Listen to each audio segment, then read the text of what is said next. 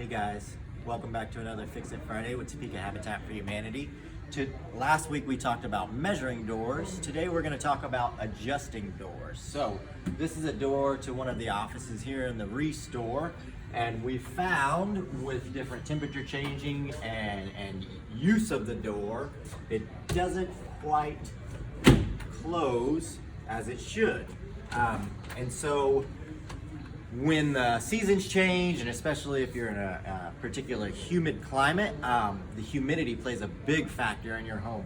All of this that you see here, this is a wood door, wood jambs, wood frame. It's all a living, breathing entity. So as the humidity changes, that will swell up. In the wintertime, sometimes it shrinks down. So we need to adjust our doors accordingly. So, whereas I can see here, this door is hitting at the top here.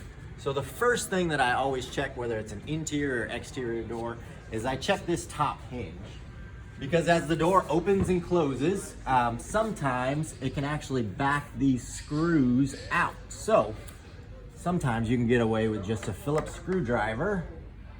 If we tighten those back in place, and you can actually see the hinge itself go back to where it needs to go. So we'll start there, and now if this door operates as it should, we know that that has worked. Now what this has done is it's actually pulled it up too high, so it's hitting here.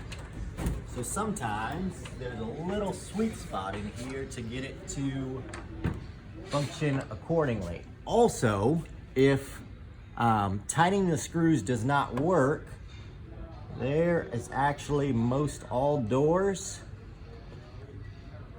This screw here, this is all the screw that you have holding that into the jamb. So sometimes these holes can get widened out so it doesn't quite hold it.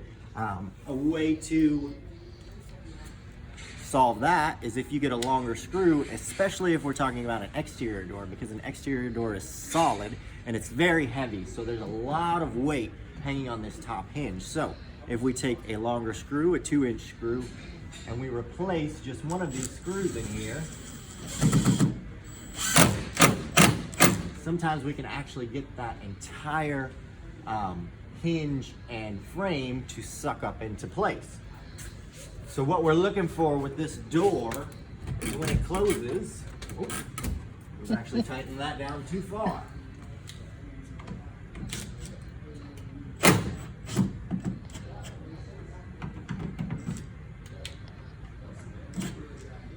So what we're looking for on a door is the reveal. So we should have even gaps at the top and the bottom here. Now, if tightening the screws or putting longer screws doesn't work, and we're seeing that door is kind of lopsided in the frame, what we can actually do is shim these hinges as well.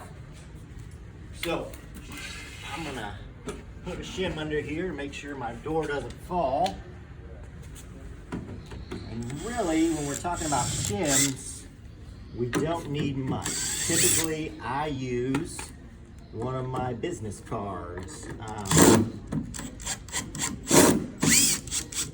The thickness of a business card, folded in half.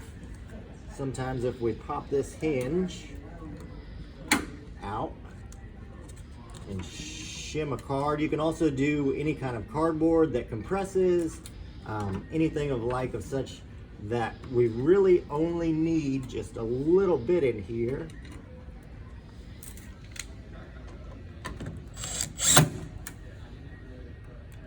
And it is simple as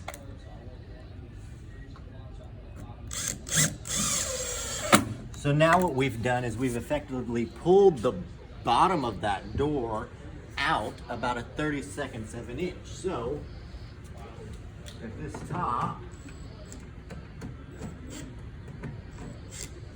needs to be adjusted out, then we can better see whether our reveal is. So that's the biggest thing. With humidity changes, we want to look at our door, see where it's rubbing, and usually, especially if your door's painted, you can see where the paint's wore off and maybe it's potentially rubbing. So with doing those minor things, tightening your screws or shimming it up as the years go by and as your house settles, you can effectively adjust these doors to work properly. So that's our little tidbit for today. Tune in next week for another episode of Fix It Friday.